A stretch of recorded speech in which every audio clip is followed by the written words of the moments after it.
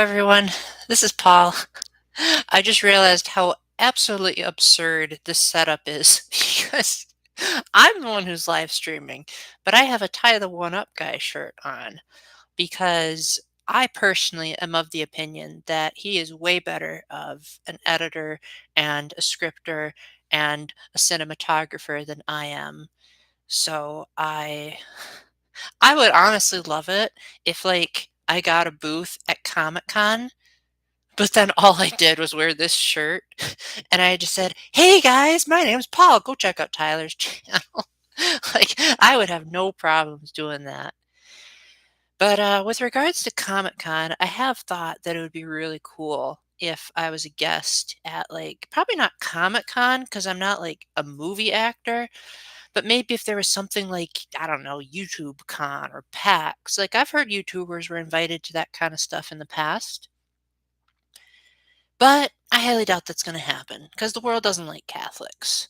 So I figured instead, I'd do it here, I guess. Um, I figure that it would probably be cheaper doing it here than it would to actually be at a con because if I'm not mistaken, I'm pretty sure if you're actually a guest at something like Comic Con, then you have to pay for the plane and then you have to pay for the hotel and then to offset all the celebrity costs, you charge stupid amounts of money for stuff like autographs and to get a photo up. Like I love being in pictures with people as long as they ask first and as long as I'm having a good hair day, which isn't very often. My hair is just perpetually in the state of I have to fight with it to make it look good. Like usually it looks pretty good after a shower. Well, not right after a shower, but after it dries a significant amount. But if I go even just 2 days without washing my hair, it looks like a tornado just went through it. And I'll try to comb it and it'll look good for a couple of minutes. And then as soon as I stop combing, it'll go right back to the way that it was. And that's been the case for too many more years than I care to admit. So a bit of an update just in case no one shows up for a while. I decided I'm probably not going to keep playing the Virtual Boy on Switch Online. I will show you what it looks like. So I actually have the Labo VR kit, and Nintendo flat out lied when they said that this was not compatible with playing the Virtual Boy on the Switch. So you just look into it like this, and it's like you're playing a VR game. Now, keep in mind that this is a Switch 1 thing, as you can see right here. It was designed even before the Switch Lite came out. So if you don't have the rail Joy-Cons, you're out of luck. But as someone who kept his original Switch, figuring that that could be like an unofficial storage device for a lot of games, it was a novelty, and I'm gonna leave it at that.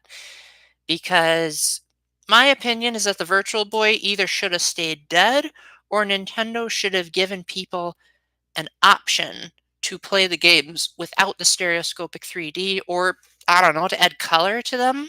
Like, I don't get why the whole red and black thing is so. Like, I get it was because they wanted to cut down costs, but from what I remember, the 90s critics still said that it was too expensive. So, what was even the point? That's what I say about a lot of Nintendo games. Speaking of which, I recently watched a video called Old Nintendo Was Way Worse. And when I first saw that video, I said, "Oh, you gotta be kidding me. There is no way that that's true." The more I watched it, the more I started to realize, oh, you actually might have a point there.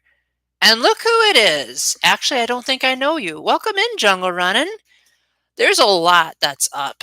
To name one thing that happened earlier that maybe you saw it, but I don't know. I was showing off how I have the Labo VR kit, and it actually works with Virtual Boy games on the Switch, but you have to have a Switch 1 and it forces you to use stereoscopic 3D, so not exactly the ideal method of playing the Virtual Boy games, but I just happened to have it lying around so that I didn't have to pay for the stupid cardboard model and I didn't have to pay for that $100 ripoff. But welcome in. Do you have a nickname that you'd like me to call you, or do you want me to just call you Jungle Running? Also, assuming that I don't know you, what are some of your favorite games? I talk really fast, so I hope you guys will forgive me if I seem like I'm ignoring your comments, but believe me, I do not. I read every single one of them, not always out loud, but I do notice them. They're like right here. So pretty hard to miss. I'm the type of guy that is super observant. Like it's pretty rare for me to miss a detail on things. And if I do miss a detail, it's I don't know what excuse I have. I think everyone disassociates, but I tend to disassociate less than anyone else. I can call you whatever. Okay, very cool. So since you're the first person here, I hope you really like the t-shirt that I have. I bought this from another YouTuber. His name's Ty the One Up Guy. And he designed Paper Paul, which is the avatar that you see on my end screens. So I hope that you'll check his channel out as well. He is so funny. And my life's mission is to make sure that our subscriber numbers are reversed so that he's the one with my subscriber count and vice versa. To be fair, I had a head start. Like, I joined YouTube way before he did, but still, like, his production values are incredible. But anyway, yeah, what kind of video games do you like, and got any good news lately? Also, how did you find my channel? That's another good question. I got a lot of questions. I'm sorry, guys. I'm an inquisitive guy. I'm the type of person where, like, if I'm around if I'm around someone who's not talkative, I tend to like ask a lot of questions. And if I'm around someone who is talkative, I tend to be the one that gets questions asked to me. So it's either one or the other. Super obsessed with Zelda. Very, very nice. My favorite video game is actually The Legend of Zelda Tears of the Kingdom. Speaking of which, I have this amiibo that I unboxed just for Skyward Sword HD. It is an absolute game changer, which is a real shame because Nintendo forces you to use this specific amiibo. And then another thing I have that's Zelda related is I have this. Still haven't opened it because Nintendo is not quite as generous with their amiibo support as they used to be, but I figure it's good future proofing. And I also got it. Let me get this away from you. There's a lot of dust on it. I also figure that I got it as a gift from one of my viewers, and it's great for decoration, if nothing else, so that I can say, yo, I got memorabilia from my absolute favorite Zelda game. So, what's your favorite Zelda game, Jungle Running? Let's see. If I had to make a top five of my favorite Zeldas, Tears of the Kingdom would be number one, then Breath of the Wild, then Twilight Princess. Uh, then after that, probably A Link Between Worlds. I love A Link Between Worlds. I got all the Maiamais in that. And then five, might have to say Majora's Mask. Do the Hyrule Warriors games count? Because Age of Imprisonment would be up there too. But as far as the traditional Zelda games, there you go. Uh, I I remember I had one of the most unpopular opinions on the entire gaming internet back in 2019 when I reviewed the Link's Awakening remake on the Switch. I was literally the only person on YouTube that did not like it. Everyone else was singing its praises and putting it in their best games of the year lists, and I put it in my worst games of the year list. I guess I'm just not much of a fan of classic Zelda. Ocarina of Time. You know what? That was the first Zelda game I ever owned. And it was a phenomenon when it happened because the games that I had played before that on the Nintendo 64 were Banjo-Kazooie, Super Mario 64, and Mario Kart 64. So I didn't really know like what games were really capable of. And then when I first played Ocarina of Time, I remember the tiniest little things kind of blew my mind. Like, I remember thinking, there's a day and night cycle. You can buy stuff from a shop. There are these exotic things that I've never seen before, but I don't know what they do. But that's cool that I can like browse the shop.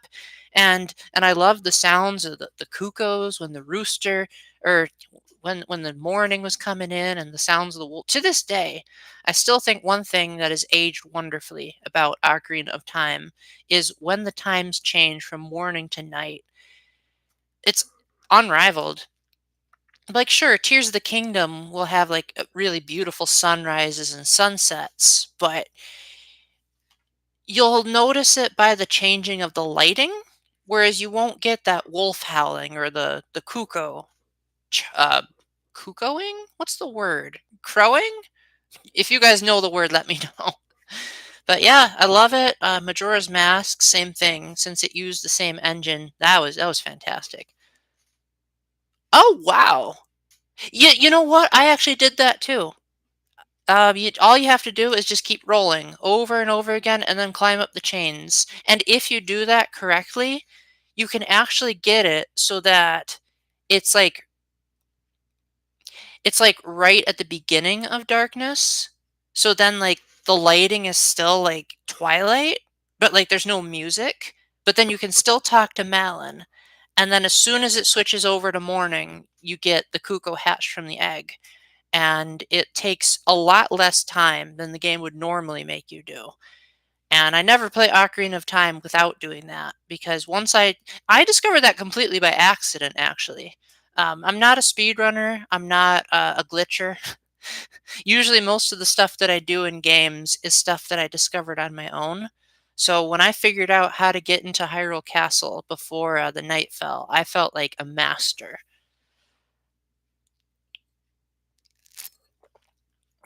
Ours at the Jewel of Faramore, that's another game. It's not technically a Zelda game, it's a parody of the Zelda games. I 100%ed that game, which is saying a lot because I've heard the CDI Zelda games were terrible.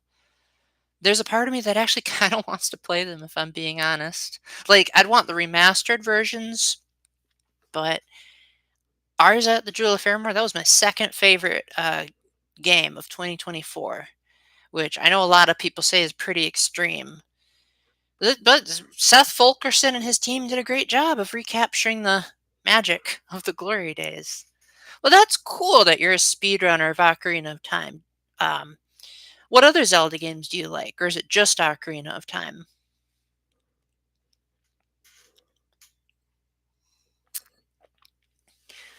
Let me think. Have I ever done anything else in the Zelda games that would be considered speedrunning?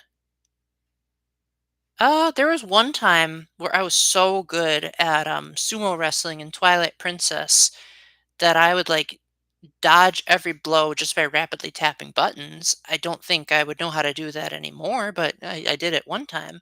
Breath of the Wild and Tears of the Kingdom, very, very nice. Oh, I love those games so much. It kind of makes me sad that there are so many people that trash on Tears of the Kingdom nowadays. And my thought is that it did such a good job of redesigning Hyrule that it didn't really feel like I was re-exploring the same places. It felt like the natural progression of time changed them enough so that they felt familiar yet distant at the same time. So like when I went into what's it called? What's that new town called? Why am I forgetting that? I'm usually not forgetful. Well, anyway, the new town that shows up where you get to the first Lookout Landing. There we go, Lookout Landing. When I first got to Lookout Landing, I did not even remember like where that was in Breath of the Wild's world. I just thought, "Oh, cool, it's a new place to explore." And then when I found the Great Plateau again, I didn't even recognize it at first. I kind of just stumbled onto it by accident. Actually, speaking of speedrunning, one of the achievements that I'm the most proud of in Breath of the Wild was that one time I glided to the top of a Sheikah Tower. So what I was doing was I had one Sheikah Tower left, and I was desperately searching around. So I was shield surfing down a mountain, and as I leapt off the cliff, I saw the Sheikah Tower in the distance, and I said, I'm going to glide to that. And I did. Pretty sure I used a potion or something to get my stamina up, but I didn't end up climbing the tower at all. I just glowed, whatever the word is. I got to it. And I felt so proud of myself because, again, not a speedrunner, but it just happened completely by accident. And that's one of the things I love about Breath of the Wild and Tears of the Kingdom. There's so much that you can do to exploit the game. And it doesn't feel like you're breaking it because you're you're using resources to do that. Hello, Jevil. Welcome in. Actually, this is Ty the One Up guy. He's another YouTuber. He was in the last live stream that I did, and I bought this from his merch shop. And I figured, you know what? If I'm gonna live stream, I want to make sure that I'm doing some promotion. So I figured I'd promote someone else's YouTube channel. But good to see you, Jevil. Any big news that you want to share? As long as there's no spoilers. Oh. Yeah, gaming news is slow lately, so I'd be surprised if you had something that I haven't heard of. Ugh. But yeah, I guess it kind of does look like Dexter's Laboratory now that you mention it. If he rewatches that stream, I'd be curious how he reacted to that. But yeah, Jevil, you missed the part where I said that I was actually able to play the Virtual Boy on the Switch due to Labo. You can only play it on Switch 1, and it has to be the original model, but it's still doable with you have the VR kit. Nothing new. Power Wash Simulator. I heard that was a pretty good game. Not my kind of game, but seems pretty cool to watch at the very least. Welcome in, Kateri. It's been a long time since I've heard from you. A female CEO? Not sure how to feel about that yet because Nintendo of America also has a female president, and she really hasn't made any major public appearances since then. So hopefully it leads to good results. You got any good news, Kateri? But yeah, I just hope that Devin Pritchard convinces Nintendo to lower their prices. That's a big thing. But to be fair, I got a bit sidetracked earlier when I was talking about how I will keep that in mind, Jevil. If I ever do need a car washed, I will keep that in mind. What was I talking about? Yeah, I watched a video called Old Nintendo Was Better, or Old Nintendo Was Worse. And at first I was like, you got to be kidding me. That's ridiculous. Current Nintendo is so greedy. But no, actually, I ended up agreeing with that video in the long run. Because, yes, new Nintendo is greedy and they overprice everything. I wouldn't say way worse. Well, it depends on your perspective because some of the now I should clarify what I mean by old Nintendo. I mean Nintendo before the Switch was popular. So like the 3DS, Wii U, like everything before those two systems. They were just kind of out of touch with they were kind of out of touch with gamers, and I'll give you quite a few examples later, but let me read Kateri's comment. Best piece of news. Oh, good. Glad to hear you passed your inspection.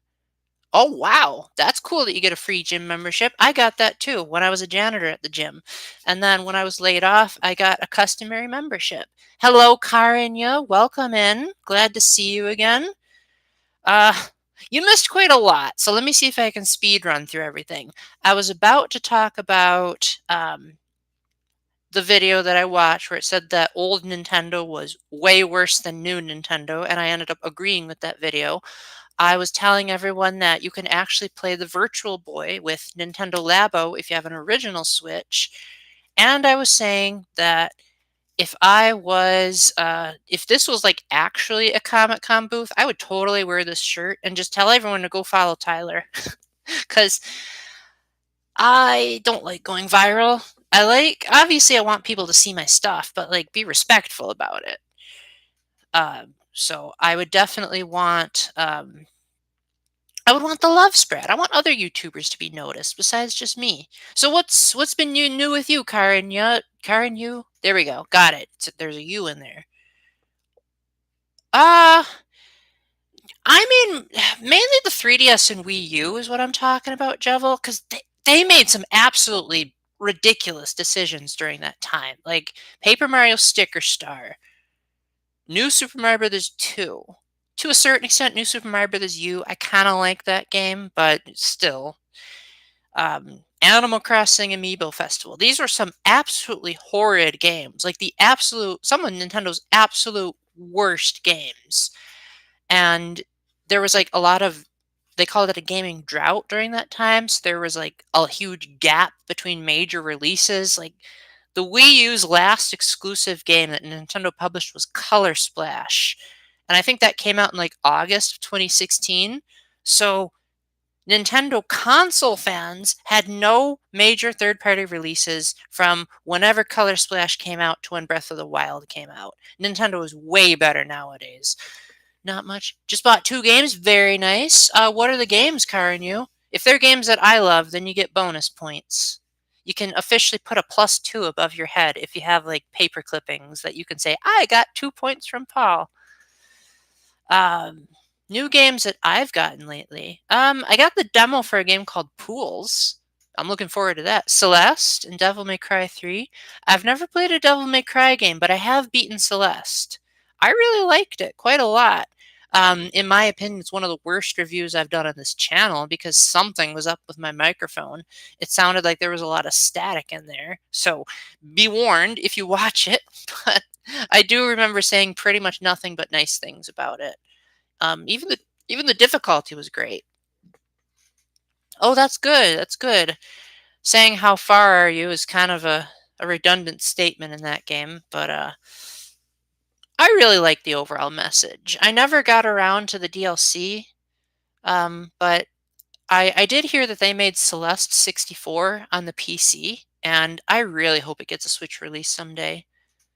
Yes, oh, I absolutely agree. Single screen design is impeccable in that game.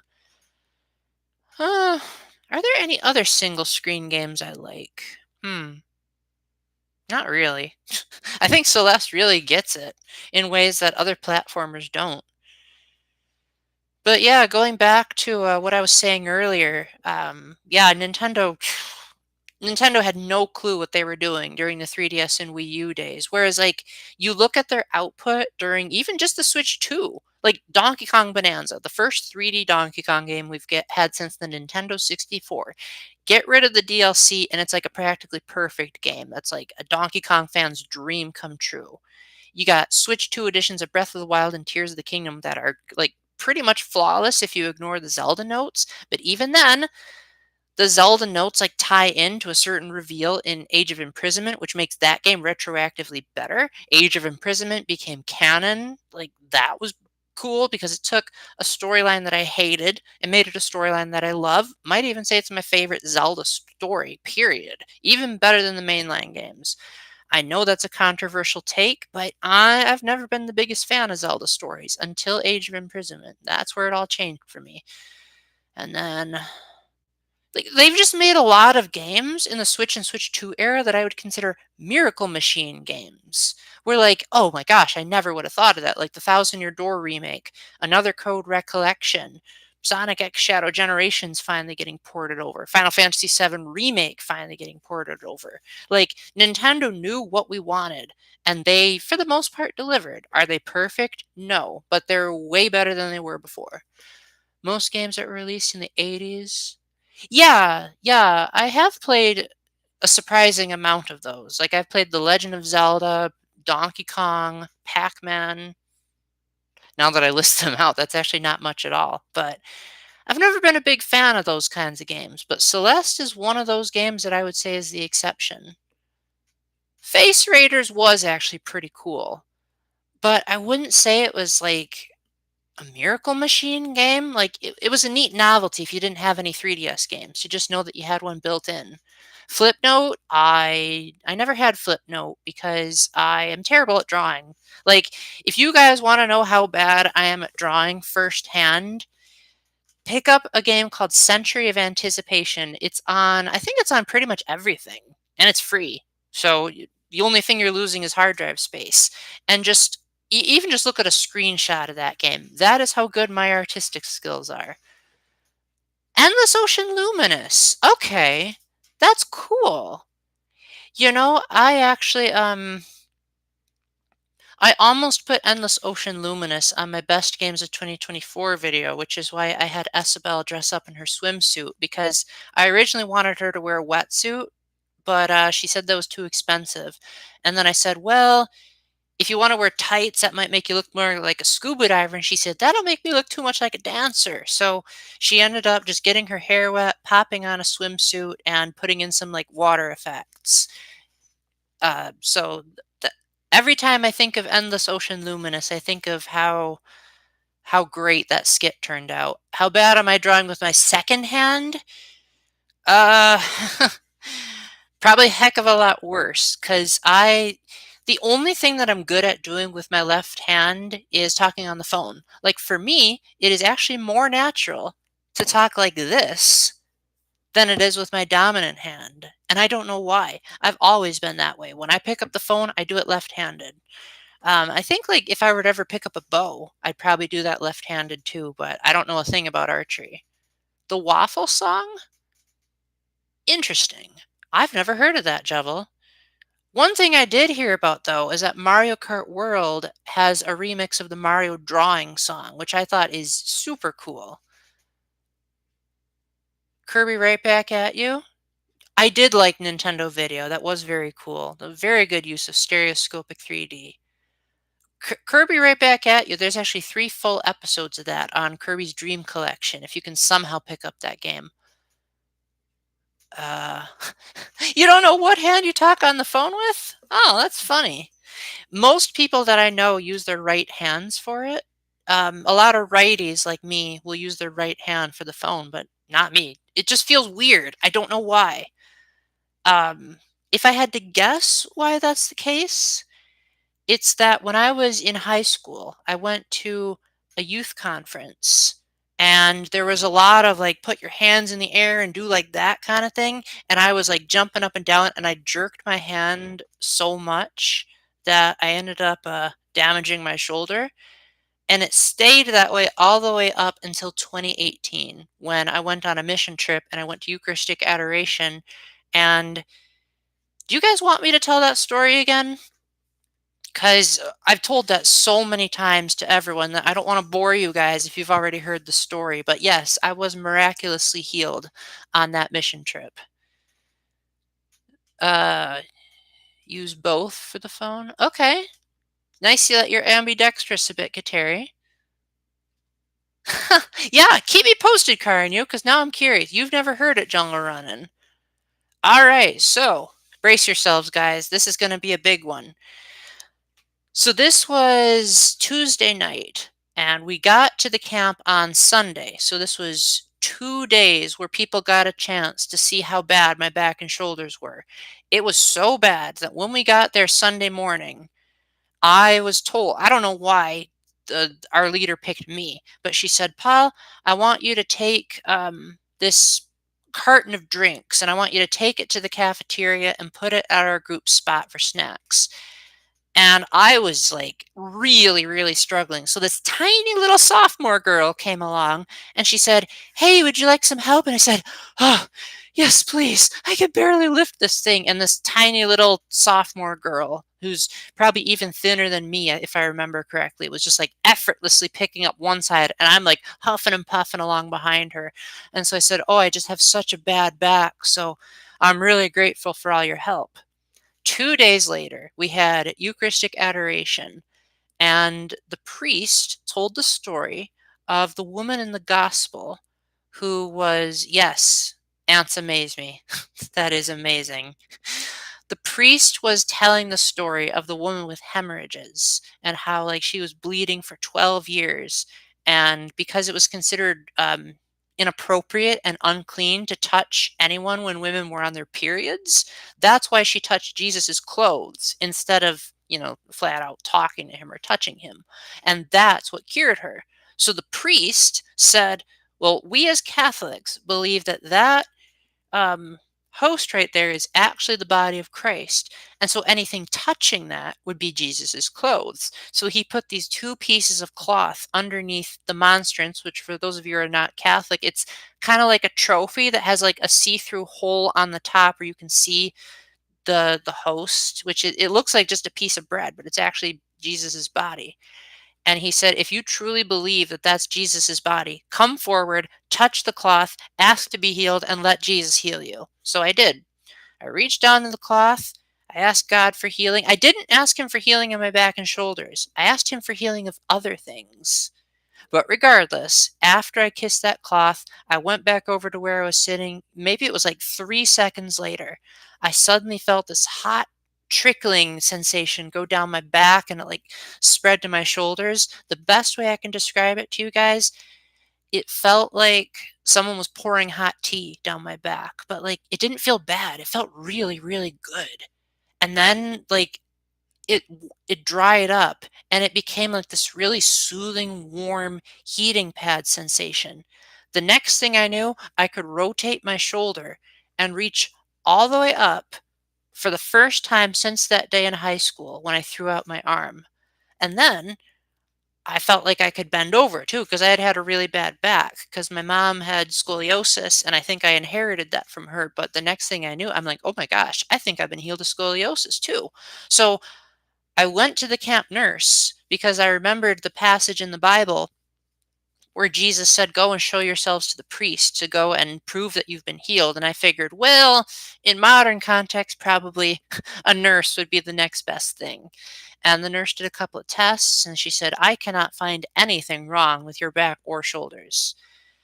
And the priest, the actual priest that was there, was so impressed by what God had done that he said, Paul, I'm going to be talking about healing in my homily for Thursday morning's Mass.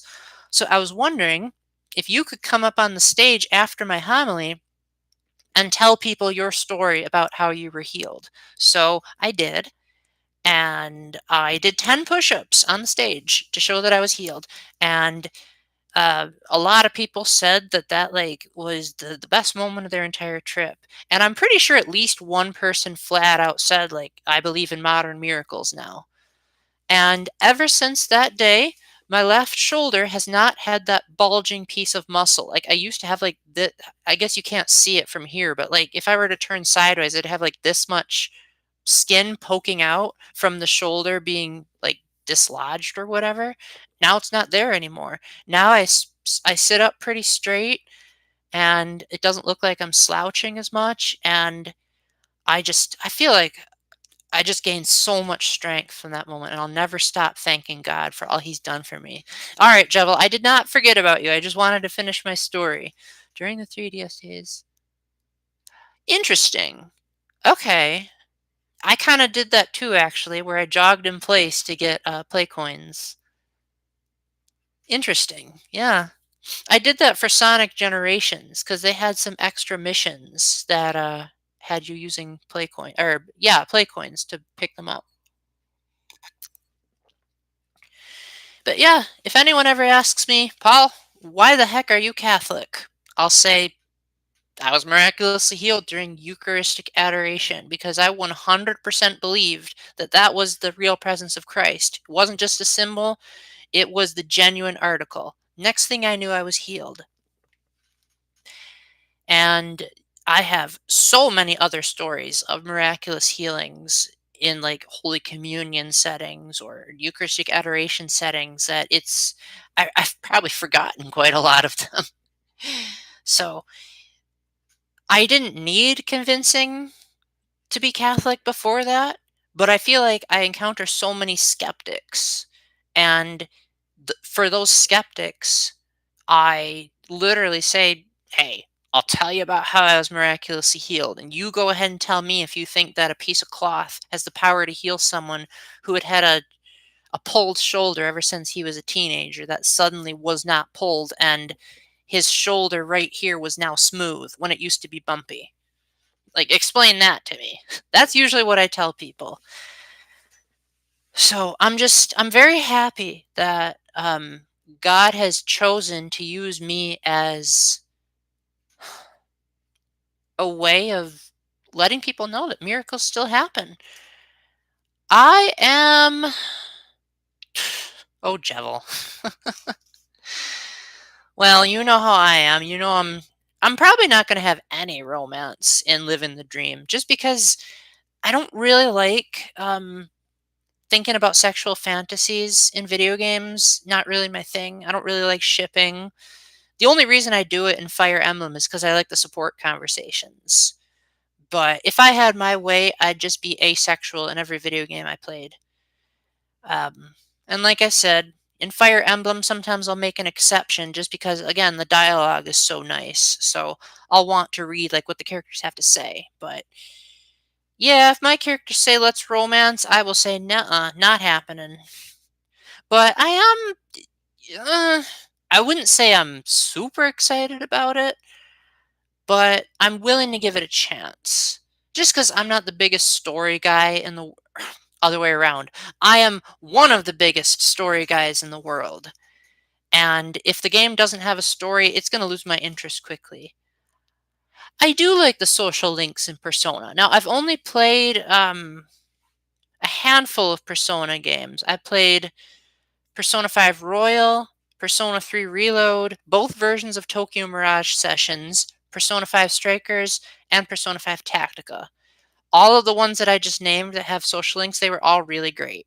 And I I made sure to um, every single time I would like get to the max link for like multiple female characters, I would always say no. Because I think Persona 5 didn't give you the option to be asexual. So I just decided I would date Makoto. But then, like any other girl who would ask me out, I'd just say, sorry, I'm committed. And then I like kept that in future playthroughs.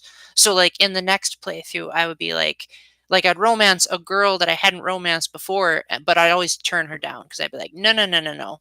I'm going to stick with Makoto through thick and thin to pretend like that's what a Catholic man would do with his wife. Have I played Xenoblade? Yes, I have. In fact, I'll show you another cool thing I have related to that. Another one of my supporters, the same one that gave me that Tears of the Kingdom amiibo, gave me this. I absolutely love about half of the Xenoblade games, I would say. I love the first and the third ones. I tried playing X, but I got stuck on chapter 9. And 2, everything about 2 was confusing. But I liked its music at the very least. Um, so the reason why it's called Persona 3 Reload, Jevil, is because in order for the characters to activate their powers, they have to take a fake gun and shoot themselves with it. It doesn't actually hurt them. Um, it just like I don't even know how to explain it in the game logic, but basically they have to pretend like they're shooting themselves, and then that like summons this persona, which is like the representation of their soul, and that's how they do magic. And Persona 3 Reload, the funny thing about that is that the same year it came onto the Switch 2. It was the same year that Hades 2 came out. And both games have an underground world called Tartarus where you fight demons, which I thought was just so funny. Because in my best games of 2025, Persona 3 Reload was my number 5. And I just remember making a remark saying, like, yeah, Hades 2 also had a Tartarus. Yeah, it is hard to explain what a persona is because we take it for granted. Now, what I find hilarious is that I actually played the Tokyo Mirage Sessions games before I played Persona. So in those games, the personas were called Performa, and they would all take the form of Fire Emblem characters. But I didn't know like how to describe that very well either. So I just said like they get trust with these Fire Emblem characters and then they fuse together to like get a design that's like half of the original character and half the Fire Emblem character, which I thought was a pretty cool concept at the time. And even now, like now that I think about it, that might even be cooler than the Persona systems in the mainline games because I like Fire Emblem. I have played every single game that's ever come out in North America except for Fire Emblem Shadows. And that includes every version too, like Switch Online, Virtual Console, that stupid Shadow Dragon port. I played all of them. Fire Emblem Shadows was where I drew the line because I said, yeah, social deduction games aren't really my thing. Is fire? I don't actually know what that term means. Um, but I will say that, excuse me, the Fire Emblem is actually a different thing depending on which game you're playing. Because the thing about Fire Emblem is they very rarely do direct sequels. So like in one universe, the Fire Emblem will be something, and then it'll be something else in another. And I think my favorite Fire Emblem in the Fire Emblem series is the one in Path of Radiance and Radiant Dawn. I think that is handled beautifully. Something's really good. Um, I would say a lot of the Fire Emblem games would fit that definition, but not all of them. Some of my favorites would be Path of Radiance, Radiant Dawn, Three Houses. I remember Echoes being pretty good, but it was also really grindy, so I might not like it if I ever played it again. Awakening was decent. Could have been better. But yeah, Path of Radiance, Radiant Dawn, and Three Houses were like the big three that I would highly recommend. The GBA games were also really good too. So the original Fire Emblem and Sacred Stones. Although Sacred Stones is kind of a pain to replay because that game also has a lot of grinding. But the original Fire Emblem was just so immaculately paced. It didn't have like any bonus experience or like any opportunities to grind. You just had to go with what you were given, and it worked out great. I've beaten that game so many times, and I wish they would make a movie out of Fire Emblem. If I was being honest, a backroom movie based on the video game. What movie is this called, Jevil? Because I'm not sure I know what you're talking about. Are you talking about the Exit 8? Because I've heard that the Switch 2 edition of Exit 8 actually had new anomalies based on the movie, which I thought was cool. I actually am a really big fan of Exit 8. Such a big fan, in fact, that I have a video on my channel where I did a perfect run where I 100%ed the game without making any mistakes. And that video did terribly. I think because they didn't like the thumbnail, but to be fair, you got two things going against me. One, I cannot draw. So good luck getting me to draw a thumbnail. It'll look like a toddler made it. Two, it's a game all about jump scares. So if you're jump scared by the thumbnail, that's the point. You're supposed to feel unnerved and uneasy. Like, ew, that guy is really creepy. Like that's the point. So I felt like it worked for the intended purpose. It just didn't work too well for the algorithm, which I'm starting to learn I don't give a darn about the algorithm. Like, I care about you guys, and I care about making my loyal followers and my best friends happy. And if that means the videos do terrible, but I get like 5 likes, and those 5 likes really like it, then that's all that matters to me. I don't know, Karen, you. Ugh, my drawing skills are. Ugh. I don't think I've met a single person who has said that I have good drawing skills. Um, in fact, I'm pretty sure when I was in school, the art teacher literally said, "Paul, what's the point of you even being here?" Like that's how bad I was. So if the teacher can say that, you know it's bad. You know you're a lost cause. Although I'm pretty sure the only reason I joined that class was because my teacher thought it would be a good idea, and my teachers were dead wrong. Yeah, I epically failed that class. There is one thing I'm decent at drawing, and that's I can draw a tulip pretty good. But apart from that, no, nope, just not gonna happen. But I will say that I am very fortunate that during the time Isabel was working for me, she made some amazing thumbnails. And that is probably the thing that I miss the most about her being my quality assurance assistant is I I'm not sure what I'm gonna do for those equivalent videos going forward. Um, I'm gonna have to find some really good Google images. Or maybe take a clever picture of myself. We will see. But that being said, I'm gonna give you guys a little bit of a sneak peek of a video coming up. And that's that I have actually convinced Isabel to return to the channel as a guest. She won't be my editor anymore, um, but she will make a few return appearances by the end of the year. By appearances, I mean more so talking, because she said she didn't want to be on camera anymore. But she will have some kind of presence where it'll be obvious that it's her. So I hope that you guys will get excited for those and give her the best of support whenever those videos come out. Because I learned back when I first started YouTubing, you gotta spread out your videos at least a little bit. Like, as great as it would be if, like, I can just throw out my best reviews all at the same time, it's not always the best reviewability. Although, when I put out my review of Hello Mario only 2 days after my Mario Tennis Fever review, that Hello Mario video did phenomenal by my standards at least, but the Mario Tennis video did terrible. And if I had to guess why, it's because the reviews that I do that tend to get the most views are when I review free games. Cuz like if you were to take a look at like the most popular reviews I've ever done, Opus Castle, that was free. Well, chapter 1 was. Hello Mario, that's another big one. Century of Anticipation, that did really well. That's another free game. I think pretty sure Stumble Guys did pretty good as well.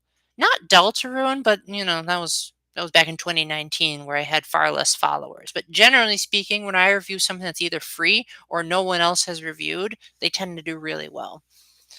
But I have since learned that YouTube goes out of its way to make you feel bad. Because there was one time I looked at my analytics and I wanted to see like how many girls watch my videos. Because there's this common trend that like if you're gonna talk about games, even if you're a girl yourself, getting a female audience is very difficult to do. And there was literally one time where the day after I had gotten a girl commenting on one of my videos, it said I had a 0% female audience. So I've since learned you guys are out of whack. There's no way that's possible because I factually know that that's incorrect. That's a good question, Karen. You Century of Anticipation has some pretty obscure secrets. Like they're not taxing. You just have to think outside the box. And I'm generally pretty good at thinking outside the box, actually. But uh, you'd be surprised how many people don't think like that. Um, Opus Castle had really, really terrible controls. Like, I felt like it was one of the worst playing games I've ever reviewed. Them being free, um, I guess, but that doesn't always make them good. Because off the top of my head, of all the games I've reviewed that are free, Deltarune is by far the best. None of the others even come close. Like Opus Castle, again, that was my number 2 worst game of 2022, with Pokemon Scarlet and Violet being number 1. Um, Century of Anticipation is all right if you're hunting for achievements, but it's like this very abstract, surreal game. Thankfully, it has developer commentary where the developer flat out tells you what the symbolism means. If it weren't for that, I would have said to heck with it. Um, yeah, like I said, Opus Castle, that was a terrible one. Fall Guys and Stumble Guys, they were all right, but they didn't make it onto my best games lists. What else did I review that was free? I can't remember anything else off the top of my head. But yeah, they tend to attract the best views. As far as which videos I would want the best views on, it would be my best games of 2024 and 2025 videos. I think those were like the absolute peak of my channel. And I'm not sure I can ever top those if I'm being brutally honest with you guys. I know I probably will, I just can't foresee how at this point. Because, like, if you watch the Best Games of 2025 video, you'll know that that was, like, the official announcement that Isabel was stepping down, and so as a result, there was a lot of there was a tone of finality to it that was unintentional until the last minute, but then once we added in that grand finale, it made me think topping this is gonna be a monumental task. Now, I do have a few cool ideas of how to make the next one special, but, will it draw in the views is the question, which it probably won't. It's me we're talking about. I am one of the most inconsistent and free-thinking people you will ever meet when it comes to, like, videos. Like, I will literally post whatever the heck I feel like posting. I may call myself the Catholic gaming nerd, but maybe I wanna talk about good food. Like, I don't have to just talk about Catholic and gaming. I've been told that I'm a really good storyteller, so I've been trying to focus on that a lot lately. Um, what was I saying? So I go out of my way to make the algorithm mad. Like they always say, do a call to action. Hate doing that. They say like your thumbnails got to stand out. I can't draw thumbnails. I can't Photoshop. Of all the thumbnails I've ever done, there's only one that was ever Photoshopped. That video actually did do pretty well, but I don't think it was because I Photoshopped the thumbnail. I think it's because it was unique. So the video I'm referring to is Kevin Brighting's voice work from my Best Games of 2022 video. The cover showed a bucket with the words "Only Number Two" on the front of it, and I think, because there was a playlist called Kevin Brighting that just had, like, everything he had ever done with YouTubers, because my voice work was so unique, people really liked this idea of, "Oh my gosh, you got the voice of the narrator to talk about Stanley Parable in your video. That is so cool." I think it did better than the actual video that he voiced for, if I'm not mistaken. Do whatever I feel is right? Oh, absolutely. Absolutely. If I didn't do what I felt was right, there'd be a lot of things I'd do differently. I even took down the most popular video on my channel by a long margin because I was tired of the viral attention. I just said, you know what? I like decent attention, but not like celebrity worship kind of deal. And my friends would probably argue that I'm using hyperbole, but they didn't know what was going on inside my chest at that moment. The other day, I was laying in my bed and I was thinking, should I bring that video back? And I kept weighing the pros and cons of like, okay, if I were to bring it back, would I film a new intro so as to tell people what to expect? But then I thought, well, what if it took away views from the stuff that I did that was actually good? But then I thought, a lot of my friends have congratulated me on bucking the crowd and saying, hey, don't listen to all those weirdos. You got to do what you feel is right and you got to think about your mental health. And you've got other videos that are like that they refuse to watch. So you're giving them options, they're just not listening to them. So there was a time when I asked people for their opinions. I just didn't agree with them. And then there was, I don't know, I don't think you were here for this last one, Cara and you, but the last live stream I did before this one was called I Turned Down Fame and Fortune. Let's talk about it live. And I got an email from a company that apparently specializes in like bolstering people's YouTube channels. And I had a video call with the CEO, which had to be, oh, all right, well, get ready for this crazy story if you weren't able to watch it. Okay, where do I even begin? First off, it had to be one of the most not impersonal, impersonal video calls I've ever had. It felt like the whole thing was just business as usual. Like I wanted to just start out with something nice and casual, talking about our favorite video games. But before I could even get in the question, he just launched into saying like, well, we need to figure out how to optimize your content. We need to make your thumbnails better. We need to give you a better call to action. So nothing but insults while smiling the whole time. Because I think he wanted to like say, still be yourself, but just be better. And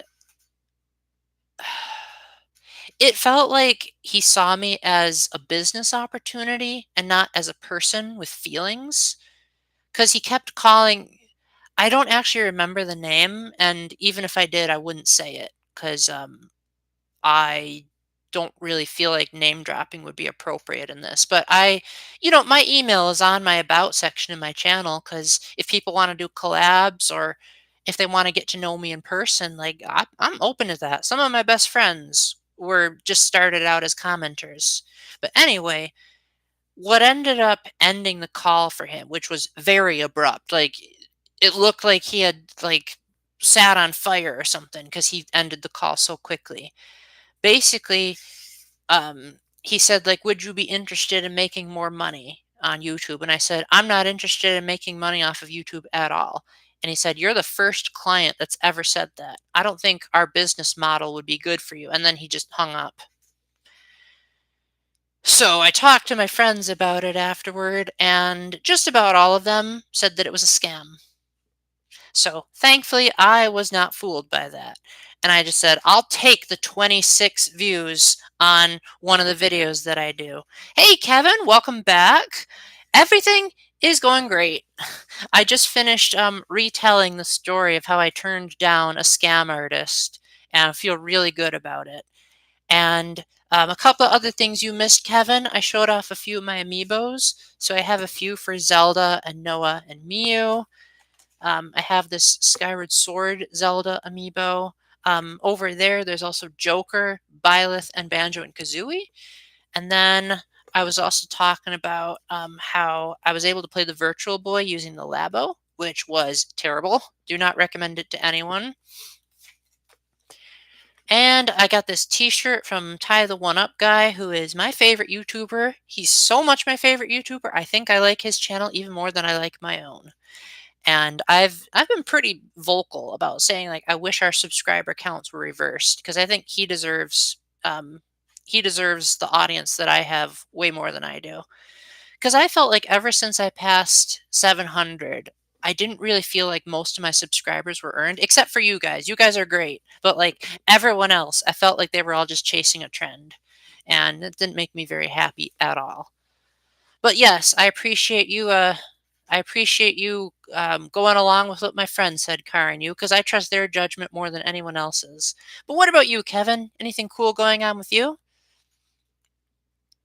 Oh, another thing you missed is I told everyone the story of how I was um, miraculously healed at Eucharistic adoration.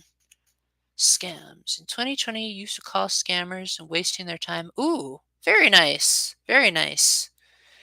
I don't think I'd I don't think I'd have the skills to be able to like actually make it strategic, but that is cool that you're doing that.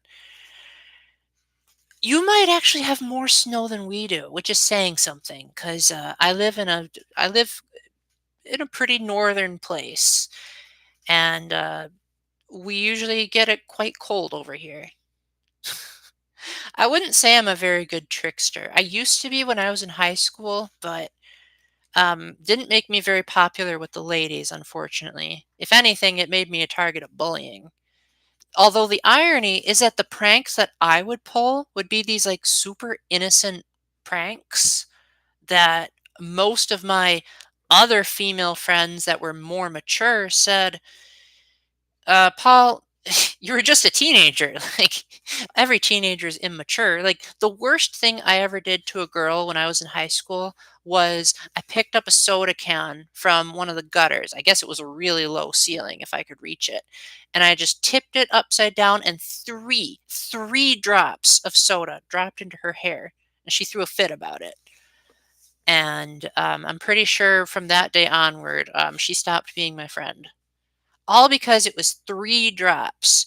And I asked, like, "Was it really that bad?" And they said, "Are you kidding me? That would be so hard to comb out of my hair." But then I've since talked to other girls who said, like, 3 drops pop? You kidding me? That's nothing. Oh, you got a blizzard in New Jersey. That's a real shame. Well, I hope you, get better soon, Kevin. Ever since I got my miraculous healing, shoveling the snow has been actually very, very easy and very, very pleasant. And thank you to the 3 of you that have liked this video. That really means a lot to me. Especially because 'cause I'm my own worst critic at these live streams, but recently I feel like they've been really peaking. Yeah, yeah, that definitely happened when I was a teenager. There's a video that I just put out called My Experiences at the Steubenville Youth Conference, where I talked about how I was bullied at that conference. I didn't go into detail about what the bullying was, and I still don't want to go into too much detail, but basically what happened was I there was one particular girl in my youth group that really, really, really did not like me, but she didn't tell me that ahead of time. So whenever I would say like, "Hey, would you like to talk?" She said no. And so I said, "Oh, okay. Well, how about later?" She still said no. So I said, "Oh, okay." But apparently, she went crying and like bawling her eyes out to the youth group leader saying, "Paula tried to talk to me 10 different times and he never let me go. He kept being so pushy." And I remember saying, like, uh, that's just not something that's in my character. If someone says they don't want to talk, then they don't want to talk. What the heck? So, and that was just one example, but oh, the people in my youth group were like, they weren't outward bullies, they were subtle. So they didn't do stuff like punch me or like call me names or anything like that. I actually didn't get a whole lot of that throughout most of my life. It was more so they'd talk about me behind my back, and they actually convinced the adult leaders to have an entire meeting to discuss what to do with me. And there were, I think it was like split between like people that were on my side and people that weren't. And the people that were on my side would usually use the argument of, why is what he just did such a big deal? And to make it even worse, like I said, the worst thing I ever did when I was in high school was I poured 3 drops of pop on a girl's head. But then I was told that I think it was 1 or 2 years before I joined the youth group, a girl who was older than me told me the story about two boys at the retreat she was on took a fire extinguisher and they sprayed another boy full of whatever the stuff is called inside a fire extinguisher. And they did not get anywhere close to the bullying that I got. I think they got like laughter and the adult leader said, "Hey, that's not cool, don't do that." And that was like the worst that happened. And so she just said like she said, "Paul, they deserved to be fiercely punished and they weren't. And yet they just targeted you for some reason." So I have since learned that high school was a huge waste of time. The other youth group was great. The other youth group was so great, in fact, that I now have a sister-in-law that's from that youth group, and I really get along with her. I get along with her really well, and we still see each other quite frequently as a result. I get along really well with her kids. I love my nieces and nephews so much. Carrie 2013. I've never heard of that. Would you care to tell me about it, Kevin? Whenever I think of Carrie, I think of Carrie Fisher from Star Wars. I don't know why. That, and I think there's a pixel in Super Paper Mario named Carrie. Hey girl 5565, welcome in.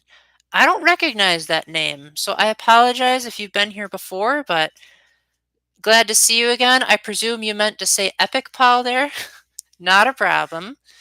But Glad you could make it in. How are you doing? What kind of I'm sorry, I'm asking a lot of questions. Forgive me.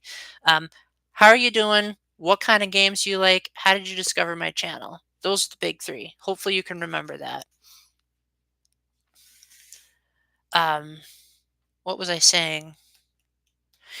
Yeah, to summarize a couple of things you missed, unless you were secretly watching the whole time, early in the stream before anyone showed up, I was telling everyone how I had finally gotten a chance to try the Virtual Boy because I had the Labo kit way before the Switch 2 came out.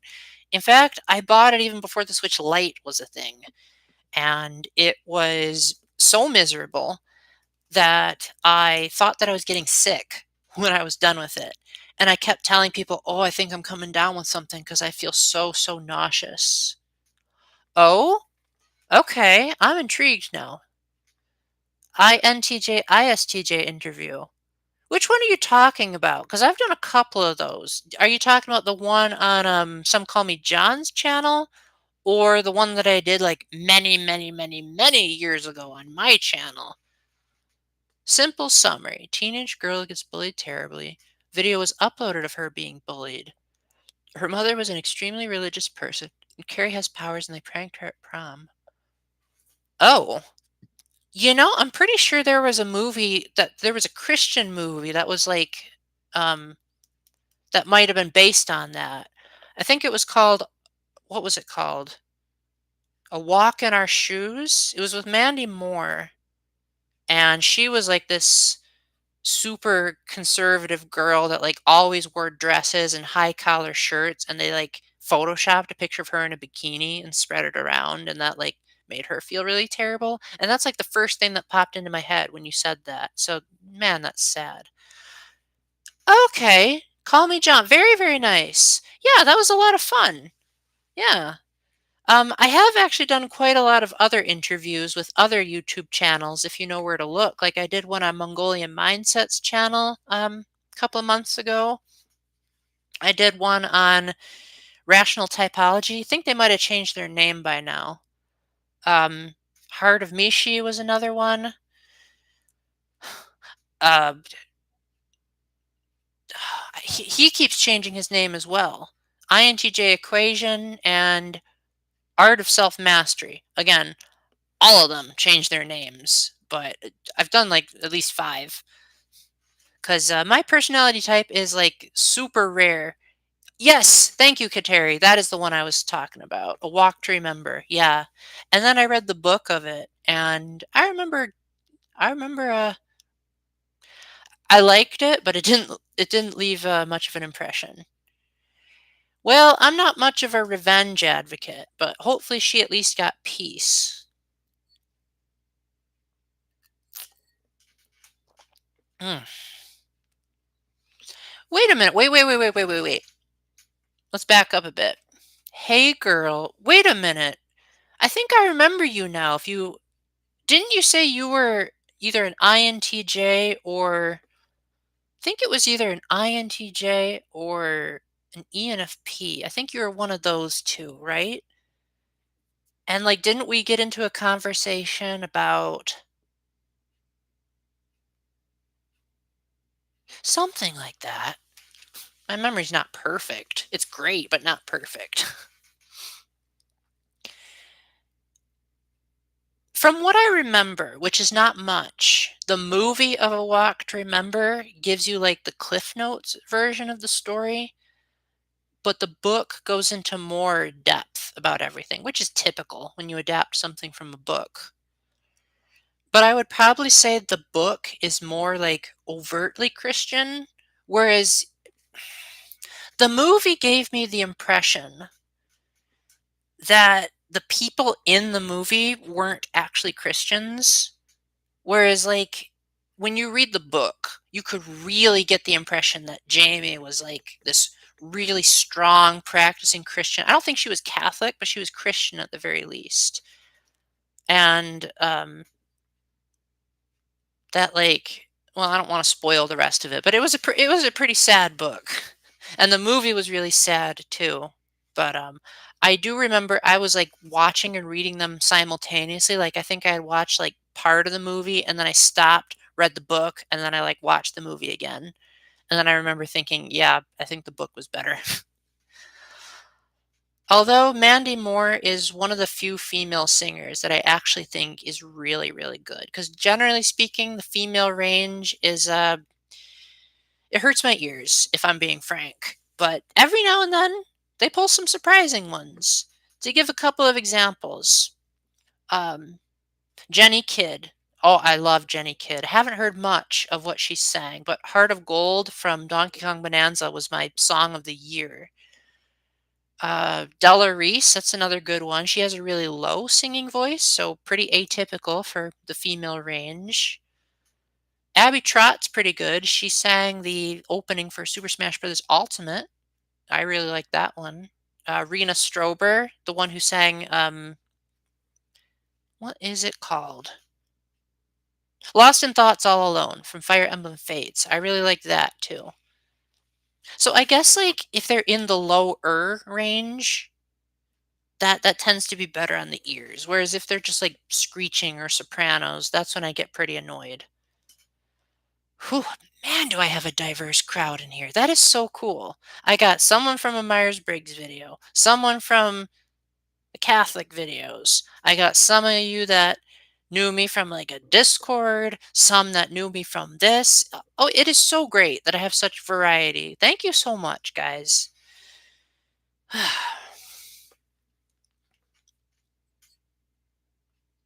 Mm. Do I like male soprano voices? Hmm. I might need an example of that, but generally speaking, I don't really like operatic music. Like, I was in an orchestra at one point, and I really did not like the solos. Uh, Let me go in order, guys. That way I don't miss anyone. Cher has it. Chair? Is it chair? Cher? Okay, that's cool. You know, when I was in the orchestra, I knew a girl who knew how to make her voice so deep that it sounded like the voice that said Nintendo at the beginning of Luigi's Mansion, which I thought was really cool. Yeah, I do interviews. Um, I've been on interviews and I've also interviewed people. For people that I'd like to interview, I would love to interview the guy that made this shirt, Tie the One Up guy. He's a fellow YouTuber. He drew Paper Paul, if you look at my end cards. And he's my favorite YouTuber. So I actually have asked him if he'll do an interview, and he said yes. I've also done an interview with my friend Monica, who I met on my first mission trip. That's one of my more recent uploads. It's just called Monica's Perspectives on My First Mission Trip. I like being in interviews quite a lot, actually. I used to be a public speaker before I had this YouTube channel, and so doing interviews is kind of like an extension to that. I was kicked out of Discord, Kevin. As much as I would like to be on Discord, it's just not going to happen. And even if I wanted to be back, I've heard rumors that they're like starting to grab information from people by like scanning their ideas, and that just makes me uncomfortable. So my Discord days are dead. But my email is in the about section. So if any of you guys want to start getting on talking terms or set up an interview or whatever you want to do, go for it. As long as you're at least 18. I don't want to be I don't want to get in trouble. But if you're an adult, that's cool by me. Like I said, I've said this many, many times, just in case there are newbies here. I've met some of my best friends in the comment section. I actually met two of them. Cher is pronounced as sheer. Okay, cool. That robotic voice. I love it. How do I feel about alto voices? I'm pretty sure I'm an alto. I'm like tenor 2 alto. It's hard to say which one because like the high notes of tenor are the low notes of altos. And like there were times when I was in the orchestra and I was having trouble singing the notes in one of the tenor songs. So I said, "Can I try singing it like I would as an alto?"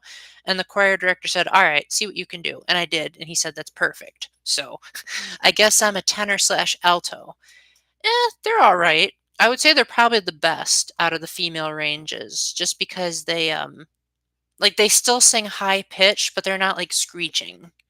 How did I get kicked out of Discord? I wish I knew.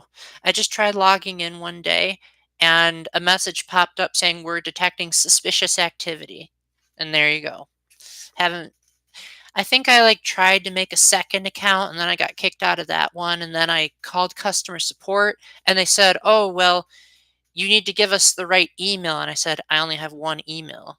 And they're like, "Well, if you can't give us the right email, then you can't get in." So I just said, "To heck with it. I'm out of here." Um, I used to be on Discord, but I never had a Discord of my own. I wish I did. If I had known you guys would have wanted it so much, I would have done that, honestly.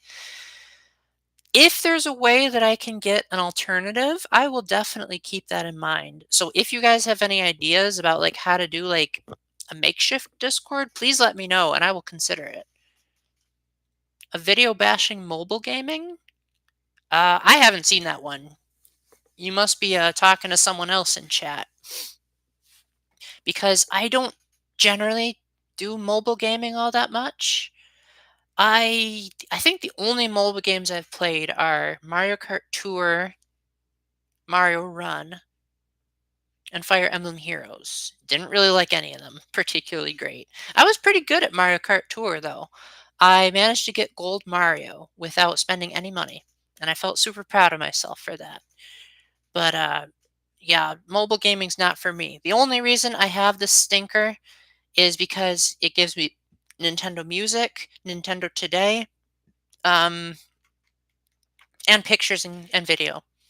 But this, this bad boy or girl, I don't know which it is, this is how I call people. I just flip it open like this and I say, hello, and slam it shut when I'm done. Still doesn't get old. No matter how many times people say, Paul, you really need to get with the times and you need to upgrade. I'm just like, you kidding me? The flip phone is so much more energy efficient. Like it saves way more energy than smartphones. Whoops, I dropped my amiibo. There we go. This particular flip phone, Hey Girl, is from 2019. So I don't know if they have made any since then, but I'm pretty sure they have. Because I met someone who is quite a bit older than me who has a flip phone that had a couple of features that even mine doesn't. Good one. The year 2019 that I've been alive. Oh yeah, heck yeah, Car and you. Um, my flip phone is so sturdy. My old flip phone, I should say. Um, I actually dropped it off of 2 carnival rides because I didn't have good pockets, and it still worked. I think it worked for like several more years because I had that flip phone from, let's see, I think it was like 2012 all the way to 2020, I'd like to say. And then I bought this and I've had that ever since. The YouTuber on my shirt. Oh, that's who you're talking about. Yes, yes. Tyler did make a video bashing mobile games. Yes, yes. Oh, he's amazing. I'm so glad you followed him, Kateri. He actually responds to his comments too. So um, you might even be able to start up a conversation with him. In fact, he and I are actually friends now. We've never met in person, but we have emailed a few times, and now we're on Google Hangouts. And I'm going to be doing an interview with him in sometime. I don't know exactly when, but sometime. And we've played games together. Um, He's even said that he'll do a couple of commissions for me. So eventually he's going to draw a thumbnail for my 3rd edition of Paul's Epic Theme. Speaking of Paul's Epic Theme, I want to ask all of you guys, and don't worry if y'all spam the answer. Yes, like the Game Boy that survived the atomic bomb. Let me answer Hey Girl's question first. Do I game every day? No, actually. You might be surprised to hear that, but I generally don't really like replaying old games all that much anymore. Like maybe every now and then I will, but for the most part, like I really want to focus on new experiences ever since the Switch 2 came out, which by the way, this is what my Switch 2 looks like. Still in pretty good condition, all things considered. But like usually if there's not something to play for a long time, I just won't. I just spend my time either praying, listening to YouTube, or going to the gym are like my big three. But I want to ask you guys. Oh shoot, I forgot what I was going to ask. Um, what was I going to ask? I forgot. It'll come to me eventually. I tend to I don't know what it's called, but my therapist says I have something in my brain that like sometimes causes me to just completely lose track of what I was doing out of the blue. She says it's anxiety induced, but I'm not feeling anxious. So that's weird. Yes, thank you, Karen. You. Yes, you jogged my memory. Okay, so I want to ask this to every single one of you. Um,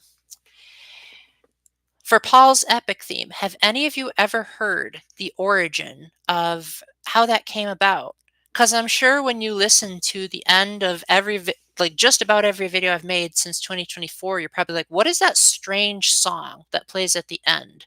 How many of you know the origin story? Because if even one of you doesn't know, I would love to retell that story because it is one of the most fascinating stories on my entire channel. You don't? Okay, there you go. Um, you don't either, Kanye? I could have sworn I. Wow. Okay. Well, so it all started when I was making my best games of 2023 video. Now, for those of you that haven't watched that, it was Tears of the Kingdom was my game of the year that year. Wow. I got a captive audience here. That is, I don't know how to feel about that. Um,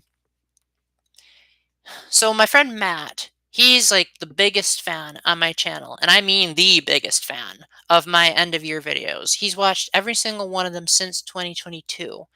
And he was so impressed by the fact that I got Kevin Brading, the voice of the narrator, to voice for part of that video that he said, Paul, I want to do something special for your videos too.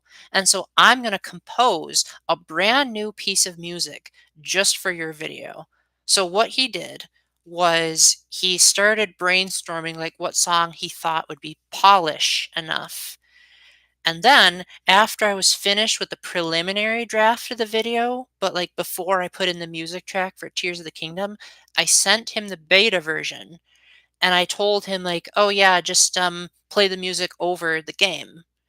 So he said, "Paul, unfortunately you talked about Tears of the Kingdom a bit too long. So I'm going to make a medley of Zelda tunes from the game, and then Paul's epic theme is going to be at the end."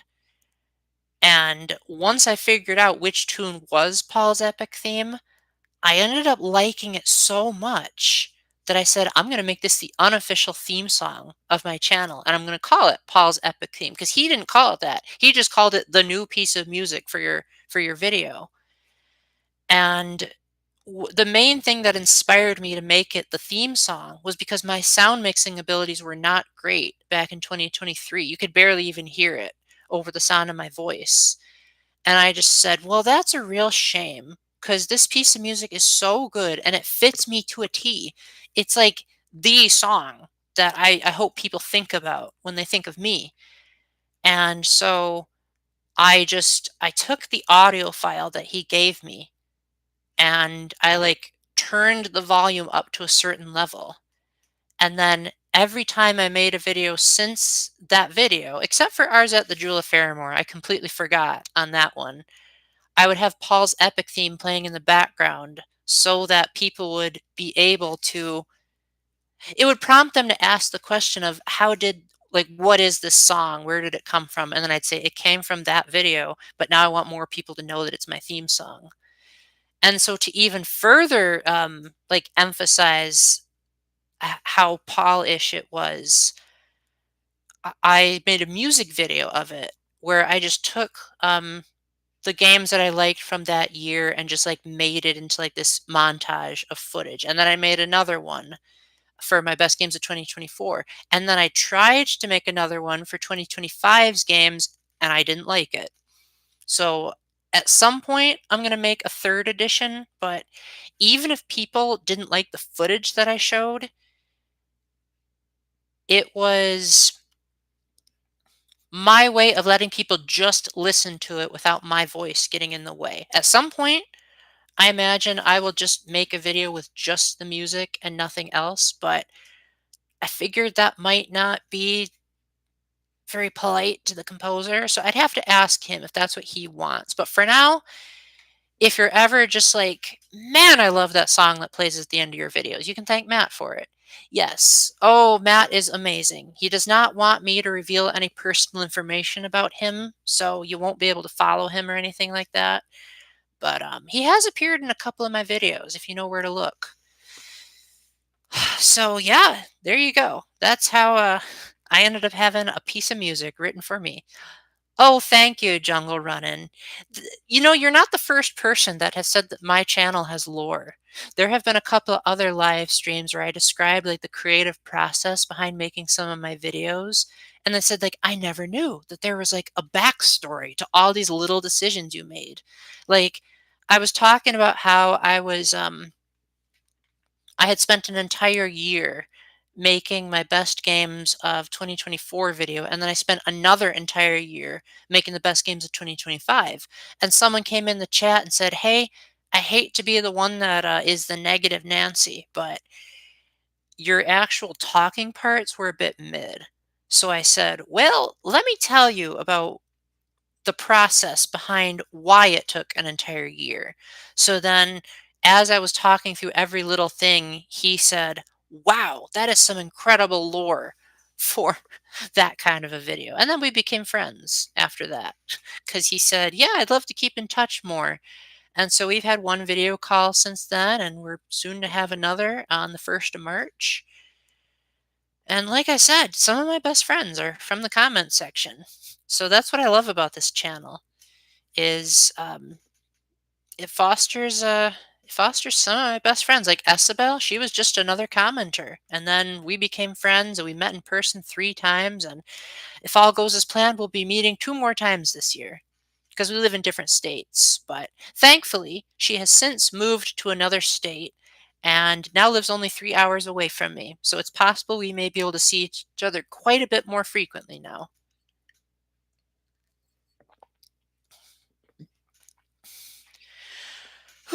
So for those of you that are new here, I always tell people that this water is my source of energy. So as soon as this runs out, I end the stream because, ooh, my voice gets sore and I get tired when I live stream too much. But I am really enjoying myself, and it seems like you guys are too, because it says that 4 people have liked this so far. And I'm not normally one that asks for likes and subscribes. Like, I genuinely hate it when other YouTubers do that. But when I do get likes, I recently told myself, and it was after Danielle and Matt watched my best games of 2024, I think, video, is they gave a round of applause and just gushed about everything they liked about that video. And I said, you know what? I'm going to treat every single like that I get on my videos as someone giving a round of applause. They're just too shy to actually make a comment.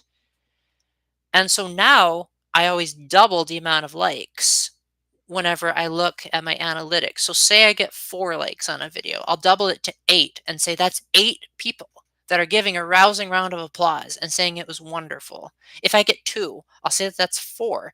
And I'll just imagine myself in a room full of 4 people, and those 4 people are all clapping saying, "Wow, you did a phenomenal job. Thank you so much for that video experience." And so as a result, I don't really get sad anymore when I get a bad number of likes. And besides, since I don't ask for them, since I don't do the whole make sure you like and subscribe, all that nonsense, it feels like I earned the likes because I don't ask for them. And people say, I am going to make a conscious effort to like the video because I like the video, not because anyone asked me to do it. And I've also said that, like, since I never asked for subscribers either, um, I feel like if people do subscribe, then I feel like, well, okay, I did say earlier, I don't feel like ever since I passed 700, like I deserve most of them, except for you guys. You guys are the exceptions, but everyone else besides you all and the people that like regularly interact with me, I don't feel like I deserve them. I feel like it was just cashing in on virality, and I hate that. But um, at the very least, it means that more people can spread the word about my passion projects. People naturally like your videos if they like them. Yeah, exactly. Like, I feel like the people that do the whole like and subscribe deal, they do it for the algorithm. And what I especially hate is when they go further than that. Like, I've seen some YouTubers will say before you watch the video, make sure you like and subscribe. And I'm like, how stupid are people that they like a video they haven't even watched? And then some people will pull up this graph that says like in your analytics, it'll say like this is how many people are subscribed and this is how many people aren't. They'll say like, well, only 8% of you are subscribed. And I'm just like, okay, now you're trying to gaslight me into liking your video just so that you won't feel bad about people deciding that they don't want to subscribe. Maybe they want to think like, okay, is this worth my subscription? Do I want to see these videos on my video feed? Maybe they don't. Like, I wouldn't wanna subscribe to someone that did a one-off because 'cause I've met plenty of YouTubers. I shouldn't say met. I've seen plenty of YouTube videos where I'll see this incredible video that someone made, and I'll be like, "10 out of 10, this is so amazing." And then I'll look at the rest of that YouTuber's videos, and they are nothing like it. Um, just the other day, I watched a YouTuber that made this really incredible video essay on Mario Tennis Fever, and I thought, "Oh my gosh, this is a really cool video." And it feels off the cuff, it feels perfectly natural, and I really want to see what else this person does. The very next video I watched was one called Why Animal Crossing Inspired Sexism or no, Why Animal Crossing Inspired Women and Sexism. And she spent the first like 3 minutes talking about trad wives and what they believe. Now, I don't like to affiliate myself with politics, mainly because I don't understand most of them. Most of my friends would say that, like, if they had to label me, I'd be like a moderate with like a slight lean toward conservative, but you take that what you will. I could be anything depending on the day. But the point I'm trying to make is that I didn't realize that her channel was that politically driven. And it got me thinking, like, do I want to hear about politics in an Animal Crossing video? Because I never would have thought about trad wives or anything like that when I'm playing Animal Crossing. Like, I knew that it was popular more with girls than it was with guys, but I didn't think it was like inspiring a political movement. And I guess like it made me think that's why I want to wait to subscribe to people because maybe, just maybe, I don't want to hear about it. In fact, I don't really like hearing about politics on either side. Like, I don't like hearing politics that are conservative or liberal. Honestly, I just want to talk about games and I want to talk about Catholicism. You could argue Catholicism is a branch of politics, but if you heard the story of how I was miraculously healed, I I don't think that is how do I word this?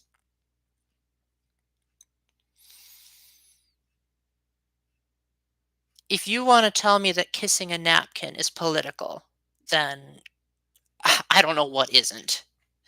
Is the best way I can describe it. That got deep. But like I said, I pinned the comment saying political correctness. We ain't got no stinking political correctness. So you came in, you knew what you were signing up for. But we've actually had some,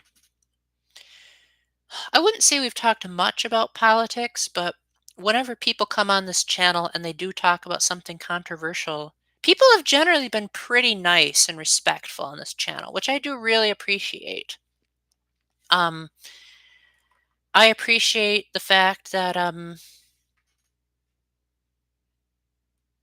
there is no left or right, there is only Rome and what it deems right, what it deems offensive unto God. You know what? That actually might be true. I'll have to think about that. But welcome in, Matthew. Is that how you pronounce your name? Any good news on your end?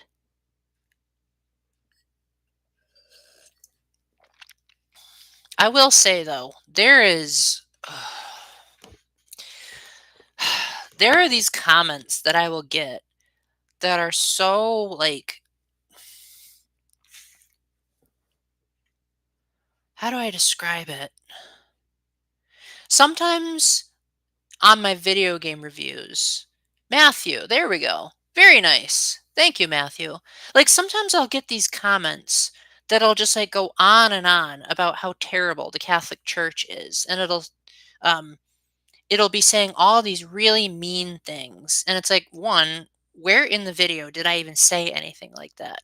Two, every time I've tried to um, have a dialogue with these people, they always respond with saying more mean things in response.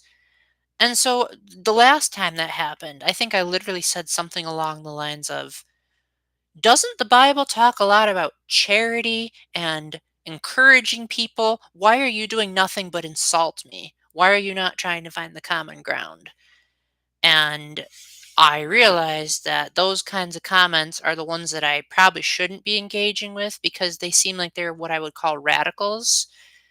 And I generally just don't like engaging with people that are going to shout, that are going to be like, you cross my values, you die. Like, I would like to think that I'm willing to hear people out on their values. I might not understand them, but I'm going to at least hear them out. And I feel like a lot of my best friends actually have quite different values from me. In fact, I would go so far as to say some of my best friends are radically different from me in terms of their values. But I think the reason why we get along is because we zero in on the gospel message as opposed to the particulars of the doctrines. Like, we'll be kind and charitable to each other. We'll love one another as Jesus has loved us. You know, like the basic fundamentals of Christianity. Does it matter that one of my friends observes the Feast of Tabernacles and I don't? I don't know. But I don't think that's the core of the gospel. That got deep. I am sorry, guys. I hope you understood that. I'm generally a very straightforward person. So whenever I do like get into more abstract philosophical stuff, it's difficult. Anyway, my water's running out, so just saying, if you guys have pressing questions, say them now, because I want to make sure that I want to make sure everyone has a chance to talk and everyone has a chance to say what they will. How has my Lent been? Hard. Very, very hard. I'm not going to say what I gave up because I feel like that's between me and God, but it has been brutal. But it has led to me feeling like I've had more chances to pray, more chances to be quiet and reflect. Um, the only thing I will say is that I didn't give up anything related to food because I do believe that at this point, if I give up too much food, I'll wither away to nothing. I do think I have been getting stronger in my arms ever since I went to the gym, though, so that's something. Although I deliberately don't work out as hard as I probably should just because I like my arms being toothpicky. But I will say, one thing I have really enjoyed about this Lent is that the last time I went to mass, it was really, really beautiful. I wasn't a huge fan of the priest. Like, he- I'm not gonna say much more because I could get into gossip territory. But whenever like the choir was involved, or the deacon was talking, or like anything where the priest was keeping his mouth shut, like all of that was so holy. Like they sang all most of the songs in Latin. The amen was like drawn out in like a traditional like Latin Catholic way. And I just felt so full of reverence and so full of I felt like I could shoot lightning out of my hands by the end of that, if I'm being honest. Oh, that's good that it's been nice. Um, yeah, I give up stuff that's not food related, but I will still do the whole like no fish on Fridays. Like or not no fish, no meat on Fridays. But, Lent is more than just about giving stuff up. It's also about giving to the community. So I've been trying my best to pray for people more and I'm really really trying to like give money to the church during the offering. But yeah, I a 1917 Lenten fast. I don't remember dates too much when it comes to the church, but I'm pretty sure back then it was pretty brutal. So, dang, good on you, Matthew. You're a you're a real trooper.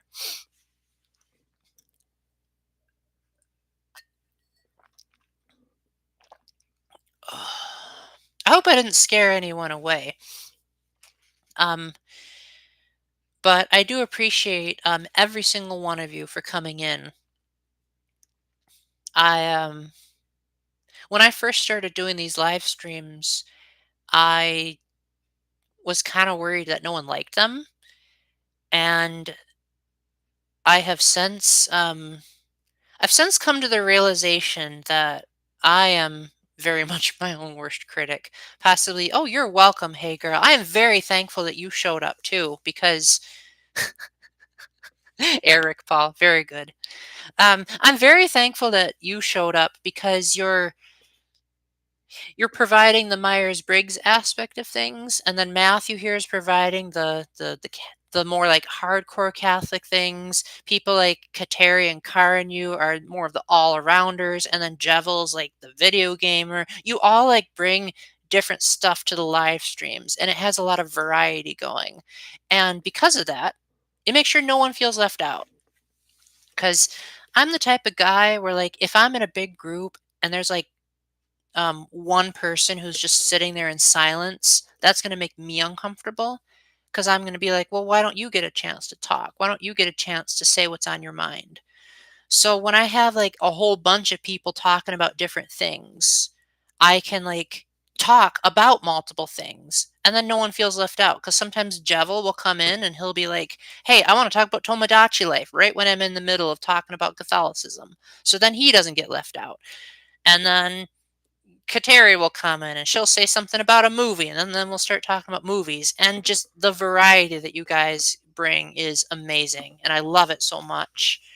In fact, I'm pretty sure I haven't had a live stream chat that I didn't like in several years. In fact, I'm trying to remember when the previous one was. I think it was like 2019 was the last time I genuinely disliked having a live stream. But that was because, there was someone who came in who was a spammer, and I had to, like, appoint someone as a moderator because that person kept, like, getting alternate accounts and all that nonsense. Oh, good, Carnew. I think because I told you guys earlier that I was bullied in school, I'm still, I didn't even realize that I was bullied until just a couple of months ago, so I always blamed myself for everything that happened to me in high school.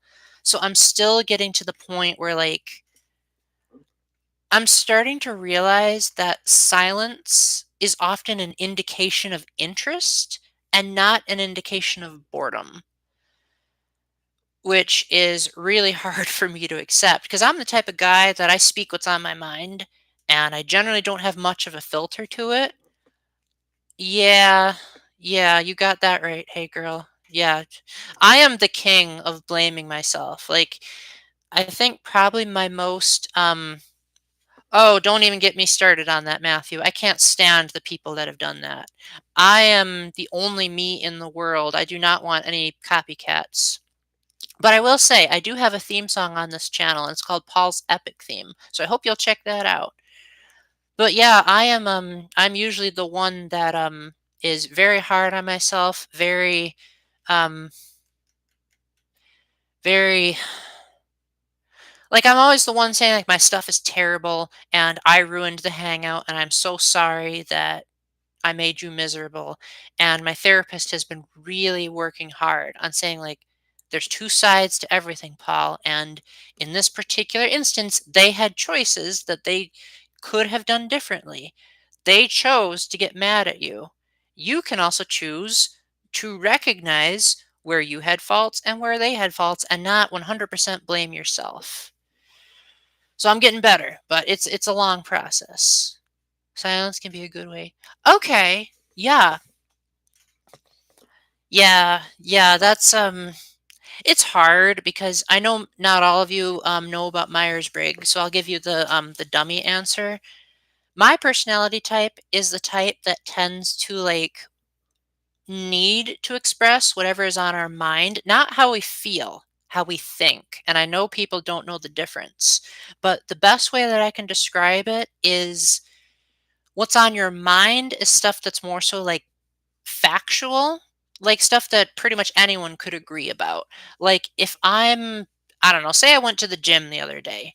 If I have to keep that to myself and not tell people that I went to the gym, I'm going to be really annoyed by that.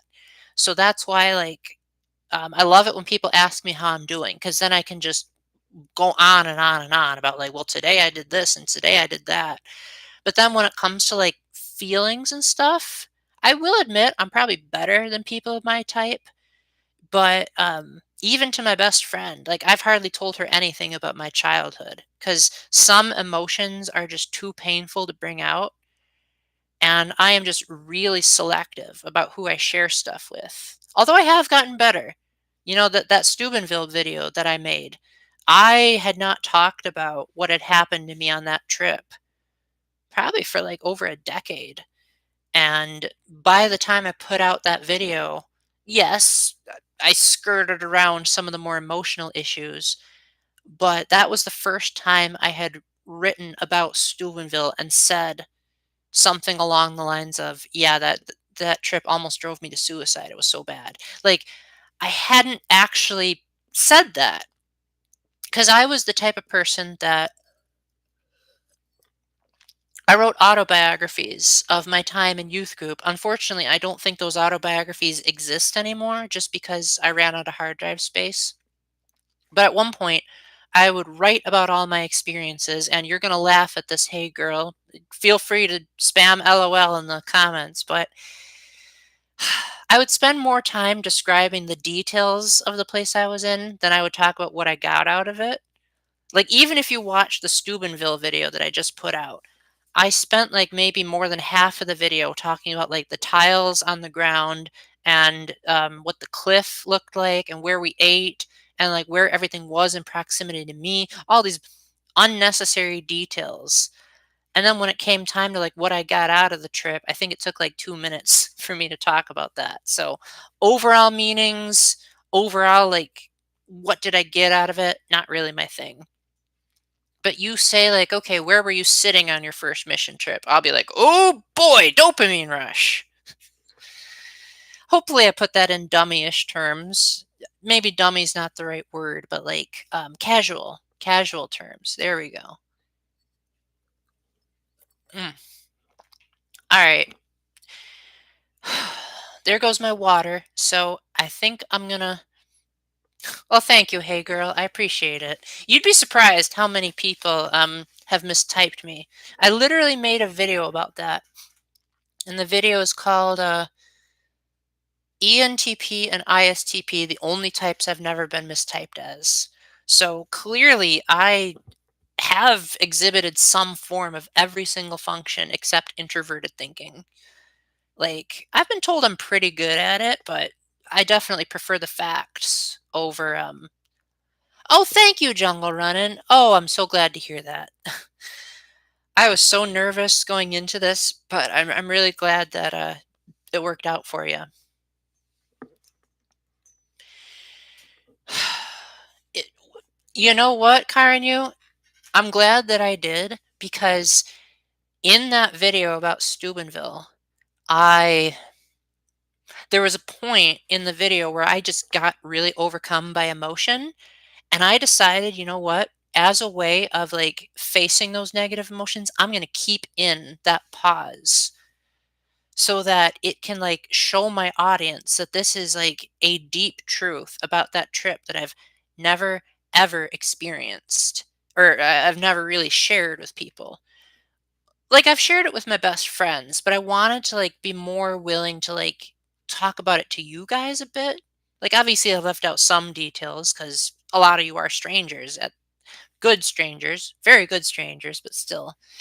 Have I ever read the Douay Rheims version? No, but I've heard really good things about it. And I will probably end up reading it. You know what? I may even read it today after I'm done with this live stream. Honestly, guys, I'm having such a good conversation with you. I might even go longer, even though my drink is out. This almost never happens. So, you guys must be my biggest fans or something like that. Because normally I am like, I'm pretty like, once my water runs out, I'm out of here. But I'm feeling pretty good. I think you've convinced me to stick around. So, thank you very much. I really appreciate it. Um, So just to make sure no one's left out with all this psychology talk, basically how typology works. And again, I'm going to use very simple terms. I have plenty of videos about the subject on my channel if you want to know more, but basically everyone has this group of like cognitive preferences. Like there are some that are really strong and then there are others that are weak.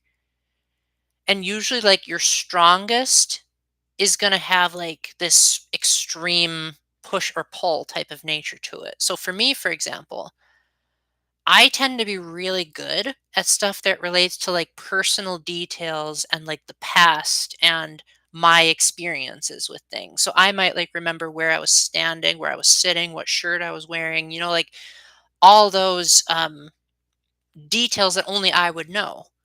But then conversely, because I'm so good at detail, the polar opposite of that is like big picture thinking or abstraction.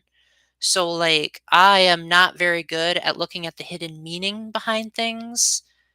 Like, I usually have to be told, like, oh, did you know that this scene is symbolic of that? And I'll be like, say what?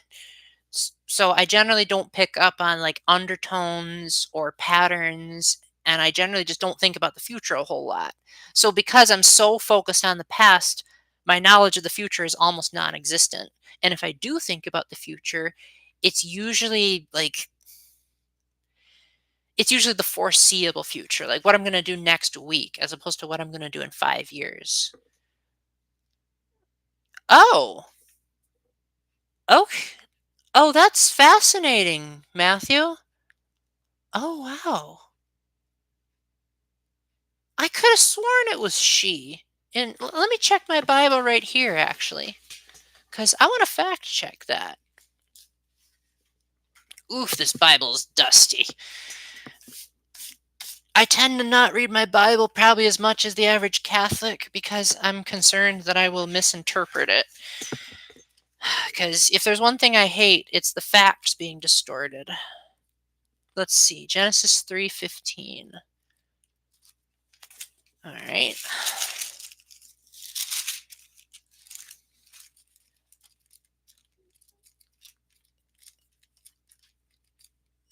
But yes, we do not play the pronoun game around here, so we call it like it is.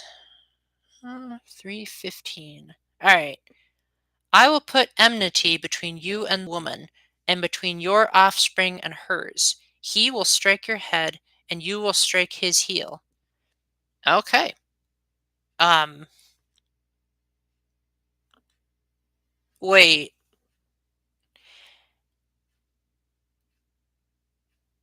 Oh, okay. I see. So it says hers when it's referring to like between your offspring and hers, meaning Mary's offspring. And when it says he will strike your head, that's referring to Jesus. Okay. So it does both in this one. And this is the Catholic Youth Bible NRSV version. So I don't know how reliable that is, but that's the Bible that I've had ever since my confirmation. Only have the King James one? Oh, I'm so sorry. I've heard that that one was miserable. But hey, if that's what it takes for people to get into the Bible, then power to them. It's great that there's so many translations. Hmm. All right, I am getting a bit tired. So maybe I will end it here. But I do want to make sure everyone is able to say their thing before I log out. So any last questions, any last comments, get them all out now. Good night. Hey, girl, thank you so much for coming in. Hope you'll be able to join us for the future. And I'm glad that you stuck around after John's interview.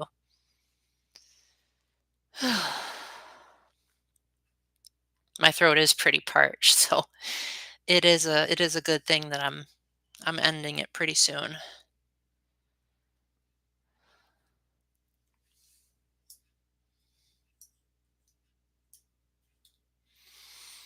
Hmm.